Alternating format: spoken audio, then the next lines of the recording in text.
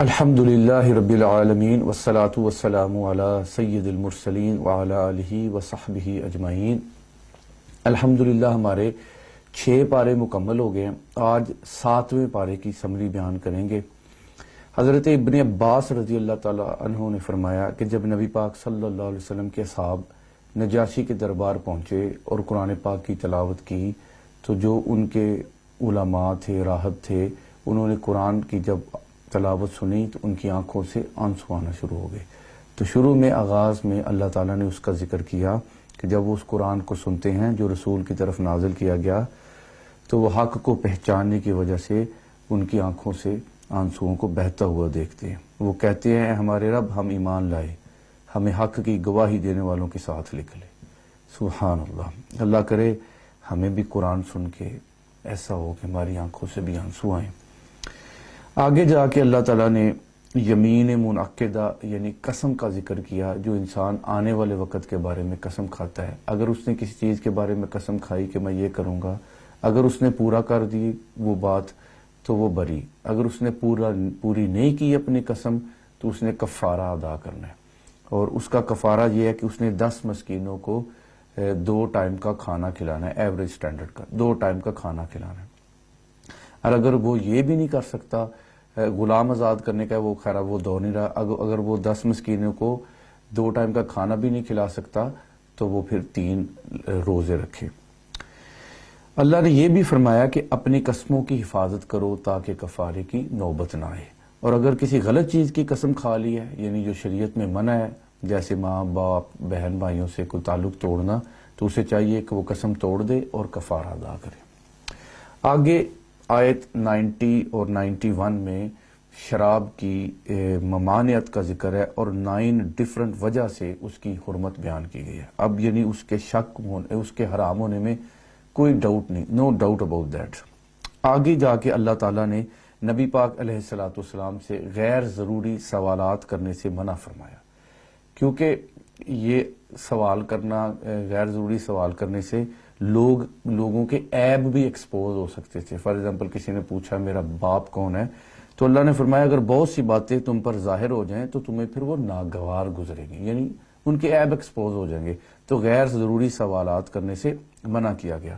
آگے جا کے یہ بتایا گیا کہ جب اہل کتاب یا دین سے انحراف کرنے والوں کو دعوت دی جاتی ہے کہ اللہ کے نازل کردہ دین اور رسول کی طرف آؤ، تو وہ کہتے ہیں ہم جس روش پر ہیں اس پر ہم نے اپنے بڑوں کو، آباء و اجداد کو دیکھا ہے، ہم اس کو کیسے چھوڑ دیں۔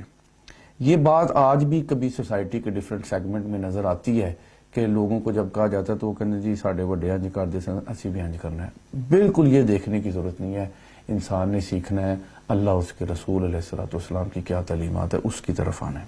آگے بتایا گیا کہ جب وصیت کرنی ہو تو پھر 2 عادل وٹنس ان کو مقرر کر لیں۔ پہلے وصیت کرنا فرض ہوتی تھی، مگر جب وراثت کے سارے احکامات آ گئے تو پھر اب وصیت کرنا مستحب عمل ہے، مگر پھر بھی حکم فرمایا کہ 2 اچھے وٹنس لے لیں تاکہ کسی قسم کا بعد میں جھگڑا نہ، لڑائی نہ بنے۔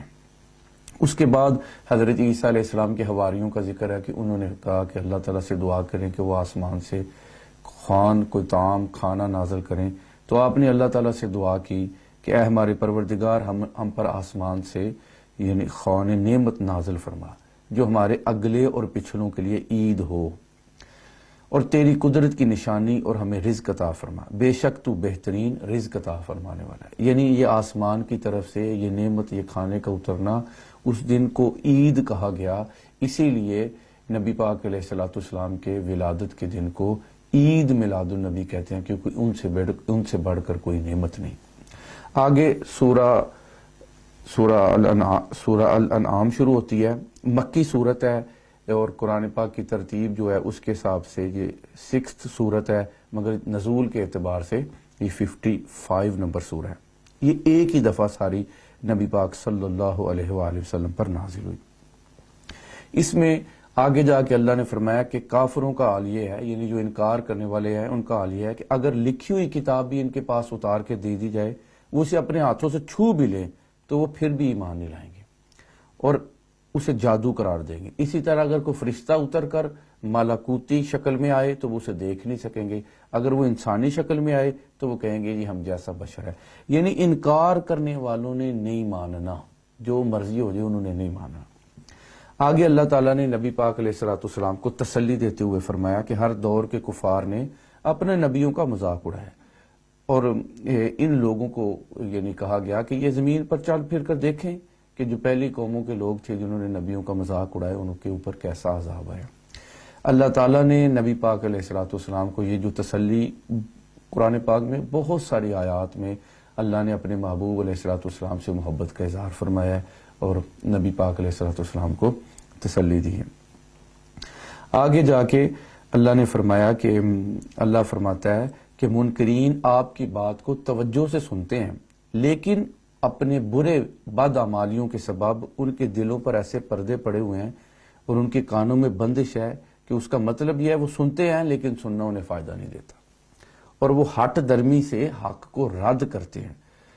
اللہ اکبر. یہ جو گناہ ہے نا، کر کر کر کر بندہ ڈیٹ ہو جاتا ہے، ہٹ دھرم ہو جاتا ہے، اور سرکشی پہ ایک ٹائم ہے بندہ گناہ کرتا ہے دکھ ہوتا ہے، ایک ٹائم آتا ہے بندہ گناہ کو نعوذ باللہ جسٹیفائی کرتا ہے، اور ایک ٹائم آتا ہے لوگ گناہ کو شیئر کرتے ہیں، پبلسائز کرتے ہیں. اللہ تعالیٰ معاف کرے، یعنی ہٹ درمی پہ آ جاتے ہیں. اللہ بچائے، اللہ کا کرم ہوئے، اللہ اپنی فرما برداری پہ ہمیں رکھے. آگے جا کے اللہ نے فرمایا جب قیامت اچانک آ پہنچے گی تو کہیں گے ہائے افسوس ہم نے بہت کوتاہی کی. اللہ اکبر. اس لیے میں اکثر کہتا ہوتا ہوں موت عادت پہ آنی ہے. اگر ہماری عادتیں اچھی ہوئیں گی نا تو جو زندگی کا آخری دن بھی ہوئے گا اس پہ بھی مطلب اخیر اچھی ہوگی. یہ اگر گانے والا ہوگا یہ نہیں ہوگا آخری دن وہ قرآن پڑھ رہا ہوگا، آخری دن بھی گانے گاتے دنیا سے وصال ہو جائے گا. اس لیے عادت اچھی کریں، کیونکہ اچانک قیامت کا مطلب جب کسی کا آخری دن زندگی کا آگے اس کے لیے تو قیامت آ گئی. آگے اللہ فرماتا ہے اگر اللہ چاہتا تو سب کو جبرن یعنی فورسفلی ہدایت پر جمع کا فرما دیتا، لیکن بندے کو یہ اختیار دیا گیا ہے کہ وہ پک اینڈ چوز کرے، اور اس کے اوپر پھر ریوارڈ ہے اور یا اس کے اوپر پنشمنٹ ہے. آگے اللہ تعالیٰ نے فرمایا اگر اللہ تمہاری سننے اور دیکھنے اور سمجھنے کی صلاحیتوں کو سلب کر لے تو کون ہے جو تمہیں یہ نعمتیں عطا فرمائے. اس کی قدرت ہے. اللہ اکبر. آگے جا کے اللہ نے فرمایا سبحان اللہ کہ جو تم میں سے کسی ناواقفیت کی بنا پر کوئی برا کام کر لے تو پھر اس کے بعد توبہ کر لے. یعنی غصے میں آ کے کوئی غلط کام ہو گیا، جذبات میں آ کے کوئی غلط چیز ہو گیا ہے تو پھر توبہ کر لیں، معافی مانگ لیں، اصلاح کر لیں. اللہ فرماتا ہے بے شک اللہ بڑا بخشنے والا بے حد رحم فرمانے والا ہے. آگے اللہ نے فرمایا جب کسی کی موت کا وقت آ جائے تو فرشتہ کسی کوتاہی کے بغیر اس کی روح کو قبض کر لیتا ہے. اس پہ میں آپ کو ایک حدیث سنانا چاہتا ہوں. نبی علیہ الصلوۃ والسلام نے فرمایا مرنے والے کے پاس فرشتے آتے ہیں، پس جب کوئی نیک شخص ہوتا ہے تو وہ کہتے ہیں اے پاکیزہ روح نکلو، تم پاکیزہ جسم میں تھی، تم تعریف کی ہوئی ہو، باہر آؤ، تمہیں خوشی کی مسرت کی نوید ہو، رب کے راضی ہونے کی تمہیں بشارت ہو. اس کو یوں ہی کہا جاتا رہے گا حتیٰ کہ روح باہر آ جائے گی. پھر وہ روح آسمان کی طرف چڑھے گی، اس کے لیے آسمان کھلوایا جائے گا، پوچھا جائے گا کون، بتایا جائے گا فلاں ہے. آسمان والے کہیں گے پاکیزہ روح خوش آمدید، ویلکم، تم تعریف کی ہوئی ہو، تمہیں خوشی اور مسرت کی بشارت ہو اور اللہ کے راضی ہونے کی بھی تمہیں نوید ہو. اس سے یوں ہی کہا جاتا رہے گا حتیٰ کہ وہ آسمان عرش یعنی عرش الہی پر پہنچے گی جس پر اللہ عز و جل جلوہ فرما ہے. اللہ اکبر. یہ اتنی خوش نصیبی ہے جب کوئی اچھا بندہ جائے گا. اور دوسری طرف جب کوئی مرنے والا برا شخص ہوتا ہے تو فرشتے کہتے ہیں اے خبیث ناپاک روح، خبیث جسم میں تھی، تو مذمت کی ہوئی ہے، تجھے کھولتے ہوئے بدبودار پانی کی بشارت ہو. اللہ اکبر. اسے یوں ہی کہا جاتا رہے گا حتیٰ کہ وہ روح جسم سے نکلے گی. پھر اس کو آسمان کی طرف چڑھایا جائے گا، اس کے لیے آسمان کو کھلوایا جائے گا، پوچھا جائے گا کون ہے، پھر بتایا جائے گا فلاں. اس ناپاک روح کا آنا نامبارک ہو. اللہ اکبر. یہ ناپاک جسم میں تھی، مذمت کی ہوئی، واپس ہو جا، تیرے لیے آسمان کے دروازے نہیں کھلے ہوئے. اللہ کرے ہم پاک ہوئیں اور پاک جسموں میں اللہ اکبر پاک نیکی کے کام کرنے والے ہوئیں. اللہ اکبر. اور جب آگے حساب کے حساب سے باتیں آتی ہیں تو اس کے حوالے سے بھی کچھ احادیث ہے. نبی پاک علیہ الصلوۃ والسلام نے فرمایا 3 خصلتیں جس میں ہوں، 3 عادتیں جس میں ہوں، اللہ اس سے آسان حساب لے گا، یعنی اس کا حساب آسان ہو جائے گا، اس کو اپنی رحمت سے جنت میں داخل کرے گا۔ صحابہ نے پوچھا یا رسول اللہ وہ 3 عادتیں کون سی ہیں؟ فرمایا جو تم کو محروم کرے اس کو دو، جو تم سے تعلق توڑے اس سے تعلق جوڑو، اور جو تم پر زیادتی کرے اسے معاف کر دو۔ اللہ اکبر، 3 عادتیں، جو توڑے تعلق اسے جوڑو، جو تمہیں نہ دے اسے دو، اور جو تم پر زیادتی کرے اسے معاف کر دو۔ اور ایک اور حدیث میں آتا ہے، نبی پاک علیہ الصلوۃ والسلام نے فرمایا اگر تم کر سکتے ہو کہ تم صبح اٹھو یا شام ہو تو تمہارے دل میں کسی کے خلاف کینہ نہ ہو تو ایسا کر لو، کیونکہ اس سے تمہارا حساب زیادہ آسان ہوگا۔ اللہ اکبر۔ آگے اللہ تعالیٰ نے نصیحت کی کہ گمراہ کن عقائد کے جو لوگ ہیں ان کی صحبت سے بچو، یعنی جن کی عقیدے اچھے نہیں، ان کی صحبت میں بیٹھو گے ڈاؤٹس میں پڑ جاؤ گے۔ ایتھیس لوگوں کے پاس بیٹھو گے تو اللہ کے ہونے نہ ہونے کے بارے میں ذہن کو شک میں ڈال دیں گے۔ ایسے اور برے عقیدے والوں کے ساتھ بیٹھو گے، ذہنوں میں شک آئیں گے، ڈاؤٹ آئیں گے، اور پھر جسے کہتے ہیں نا وہ ڈاؤٹ آگے بڑھتے رہتے ہیں، انسان بے یقینی کا شکار ہوتا ہے۔ تو ان کے پاس بیٹھنے سے منع کیا، اور جو لوگ ہماری آیات میں بیہودہ بحثیں کرتے ہیں ان سے بھی منہ پھیریں، اور اگر بھولے ہوئے سے بیٹھ بھی گئے ہیں تو یاد آنے پر ان کے ساتھ مت بیٹھو۔ اللہ اکبر۔ آگے اللہ نے فرمایا اللہ وہ ہے جس نے آسمانوں اور زمینوں کو برحق پیدا کیا ہے، اور وہ جس دن کسی فنا شدہ چیز کو فرمائے گا ہو جا، وہ موجود ہو جائے گی۔ اللہ نے اپنی قدرت کا اظہار کیا۔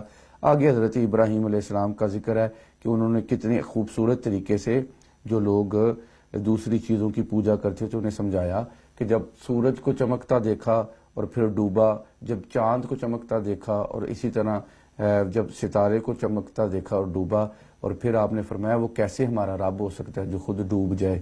بڑے طریقے سے آپ نے یہ بات حکمت سے قوم کو بتائی، جو خود زوال، غروب اور فنا سے نہ بچ سکے وہ رب کیسے ہو سکتا ہے۔ اللہ اکبر۔ پھر آگے اللہ نے فرمایا انہوں نے اللہ کی قدر نہ کی جس طرح کی قدر کرنے کا حق تھا۔ اللہ کرے ہم اپنے رب کی قدر کریں، اللہ کرے کہ ہم اپنے رب کی قدر کرنے والے ہوں، اس کے محبوب صلی اللہ علیہ وسلم کی قدر کرنے والے ہوں۔